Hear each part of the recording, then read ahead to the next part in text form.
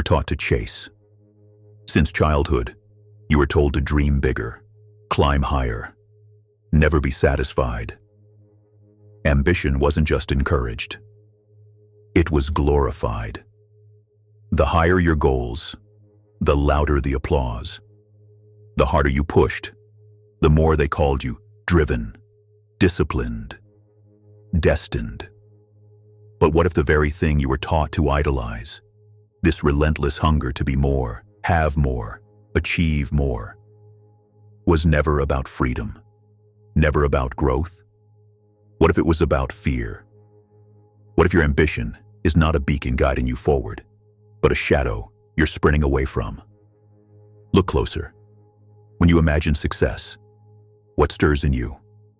Hope, excitement, or something darker?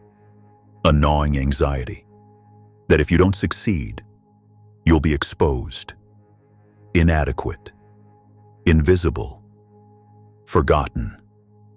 Ambition whispers of glory, but often it screams of terror. The terror of being average, of not mattering, of disappearing into the silence. In a world that equates worth with productivity, ambition becomes a survival strategy.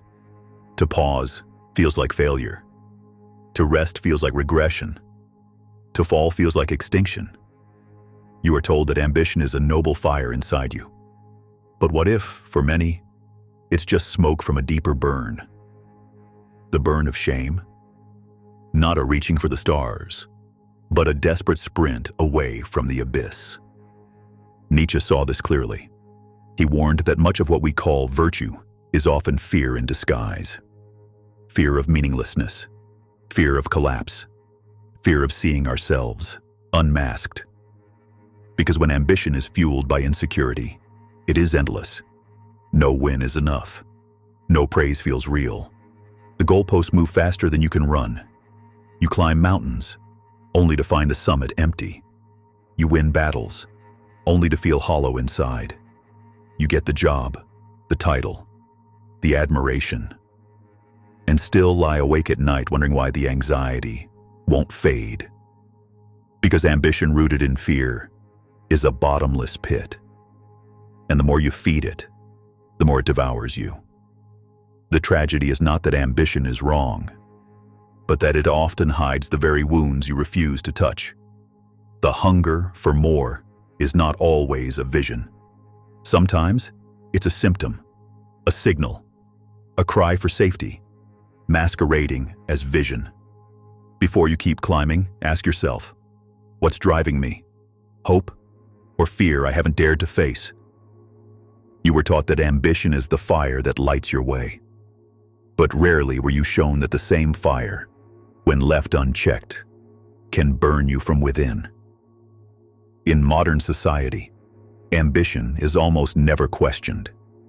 It is the oxygen of capitalism, the pulse of productivity culture, the silent engine of the social order. Without ambition, the machine slows. Without endless striving, the system shakes. So it teaches you, subtly, relentlessly, to dream bigger, hustle harder, outwork everyone else. You're surrounded by slogans. Be relentless. Never settle. Grind until you shine. But no one warns you what happens when the grind grinds you down. When the fire of ambition becomes a quiet internal collapse. When each achievement feels emptier than the last. Because to question ambition is to flirt with social heresy. To ask, why am I chasing this? Is to risk being labeled soft, unmotivated, undriven, unworthy. So you run faster, even when you're tired, even when you're broken. You chase not because you're inspired, but because you're afraid. Afraid of being ordinary, afraid of being left behind, afraid of the silence that follows when you finally stop running. Because in that silence, something dangerous happens. You might hear the truth, The truth that much of what you strive for was never truly yours. That your goals were inherited. That your image of success was planted. By parents. By systems. By a culture that profits from your dissatisfaction. Ambition, in its purest form, is beautiful. The desire to create, to evolve, to contribute something meaningful. It's a sacred fire, when it's your fire. But ambition hijacked by insecurity becomes a prison. It turns your life into a performance. A scoreboard. A proving ground where you're always being watched, always being measured. You stop living. You start performing. You confuse movement with meaning. You equate achievement with worth. You wear your busyness like armor, but inside, you're exhausted. The tragedy is not that you aim high. It's that you forget why you aimed at all. You pour your soul into winning a game you never truly wanted to play. And if you're not careful, you'll reach the top of a ladder, only to find it was leaning against the wrong wall. In the next part, we'll explore how to distinguish ambition that arises from your spirit, from the kind that's just a mask for fear. Because if you don't know the difference, you may spend your entire life chasing a ghost and calling it purpose. Not all ambition is toxic. Not all striving is born from fear. There is an ambition that arises not from desperation, but from inspiration. A hunger not to escape yourself, but to express yourself. A drive not to prove your worth, but to realize your potential. This kind of ambition feels different. It doesn't scream. It doesn't claw. It doesn't whisper threats of failure into your ear at night. It hums, quietly, steadily, beneath the surface. A rhythm, a resonance, a deep knowing that even if no one claps, you must still move forward. Because it's not about applause. It's about alignment. You pursue not because you have to, but because something within you knows. You were meant to. Like a river drawn to the sea, like a flame reaching for the sky. This ambition is rooted in curiosity, creativity, contribution. It's about the love of the process, not the lust for the prize. When your ambition is aligned with your inner truth, the journey itself becomes sacred. The work is not a burden. It's an unfolding. It's not performance. It's presence. You are not pretending. You are becoming. And here's the paradox. This kind of ambition often leads to greater success. Not because you're chasing external validation, but because authenticity has a magnetic power. When you are fully engaged with your craft, your ideas, your essence, others feel it. They're not just drawn to what you do. They're drawn to who you are. But this kind of ambition requires brutal honesty. It asks hard questions. Why do I want what I want? Whose dream am I chasing? Am I building a life or performing a role I inherited? Am I lit up or just afraid of going dark? Only by facing these questions can you begin to untangle your truth from the noise. Only by stripping away layers of conditioning can you hear the quiet voice underneath, the one that has always been there. This work is not easy. It is not glamorous. It is not immediate. But it is the only path to freedom that feels real. Because otherwise, you risk a life of beautiful striving in the wrong direction. Reconnecting with authentic ambition requires a radical act. You must slow down. You must become suspicious, not of your dreams, but of their origins. Ask yourself, who first taught me what success looks like? Who defined what it means to make it? Whose approval am I still chasing, long after they left the room, or even this life? Because so much of what drives us isn't truly ours. It's inherited. Inherited expectations. Inherited definitions. Inherited insecurities dressed up as ambition. Without realizing it, we become vessels for other people's dreams. We internalize their fears of failure, their desperation to matter, their longing for validation. We confuse what we were taught to want with what we actually want. We spend decades chasing trophies we never chose, racing toward finish lines that don't fulfill, fighting battles we were never meant to fight.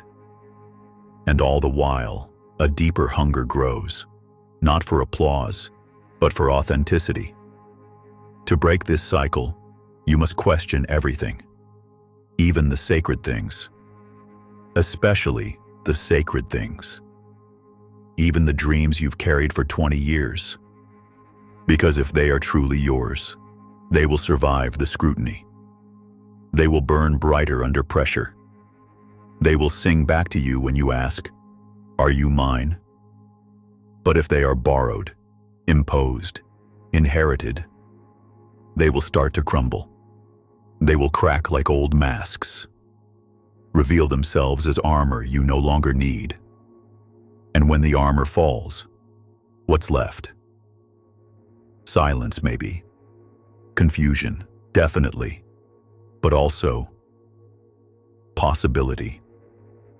The possibility to rebuild, to re-choose, to define success on your terms. Not flashy, not filtered, not for public consumption, but true. And true lives, though less easily celebrated, are more deeply lived. This process is not comfortable. It is not quick.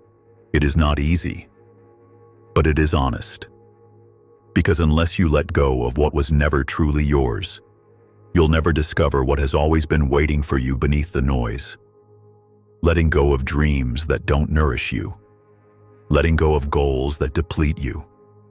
Letting go of wars you were never meant to win. And choosing instead the quiet, grounded power that comes from no longer needing to prove your worth, only to live it. Letting go is terrifying. It feels like betrayal. It feels like death. Not a loud, dramatic death, but a quiet one. The kind you feel in your chest, in your identity, in the soft, unspoken parts of who you thought you were. Because when you begin questioning your long-held ambitions, your mind will resist. It will plead, "Don't give up. Don't waste all those years. Don't throw away everything you've built." But letting go is not giving up. Letting go is refusing to live a life that no longer fits you. It's the radical act of turning away from borrowed dreams to carve a path of your own.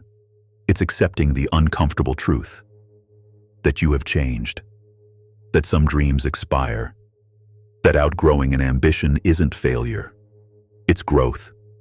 The danger is not in releasing old dreams.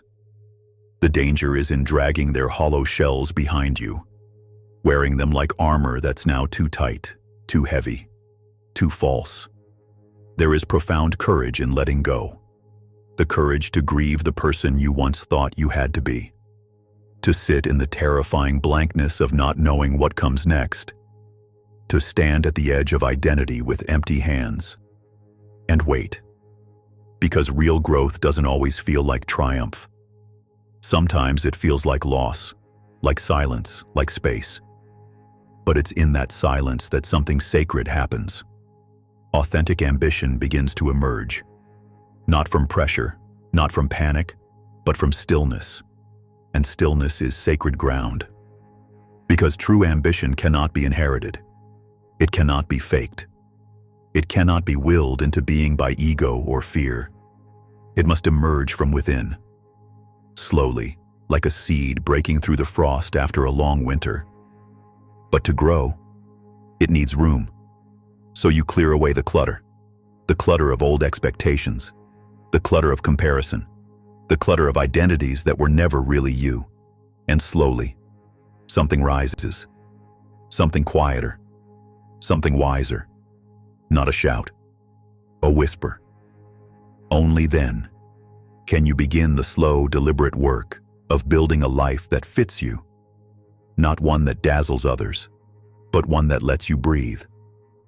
You might be wondering what it really means to live from this place, to shape a life not out of fear or performance, but from truth. And how, paradoxically, that life may lead you to a kind of success far deeper, far quieter, and far more satisfying than anything you were ever taught to chase. Living from authentic ambition feels profoundly different. It is quieter, it is steadier. It is less about chasing and more about unfolding.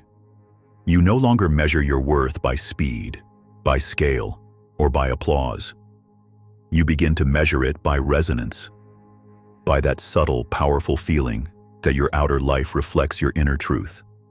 There will still be struggle. There will still be setbacks. But they don't define you anymore. They don't shake your foundation. Because that foundation no longer depends on results. It depends on alignment. Success becomes less about accumulation and more about integration. You don't need to impress the world. You only need to honor the part of you that knows when you are lying and when you are not. This is a subtler, fiercer kind of power, a freedom not from difficulty, but within it. A freedom not based on control, but on collaboration with life itself. It is not the freedom of gods. It is the freedom of the awake. When you live from this place, ambition becomes sacred. It's no longer about escaping who you are. It's about becoming who you are. You strive not because you are empty, but because you are full. You create not to be loved, but because love flows through the act of creation. And excellence? It's not the prize. It's the byproduct. It's what happens when you express what's real without apology. This kind of ambition doesn't burn you out. It roots you. It nourishes you. It brings you home. But beware. Even after reconnecting with this power, the world will still try to hijack it. Distractions will multiply. Stimuli will bombard you. The endless scrolling. The dopamine loops. The manufactured urgency. They will try to scatter your focus, to seduce you back into the race, to convince you that movement equals meaning. And on some days, when you feel tired, scattered, unmotivated, you might think, maybe I'm just lazy. But what if laziness isn't the real problem? What if the deeper truth is, you're not lazy, you're overstimulated? What if your biology is being hijacked, rewired by forces that profit from your restlessness? In the next video, we'll dive into this hidden reality, unpacking how dopamine is reshaping your brain, hijacking your focus, and redefining your worth in the language of constant hustle. But for now, ask yourself, is your ambition truly yours? Or just the loudest voice you've been too distracted to question?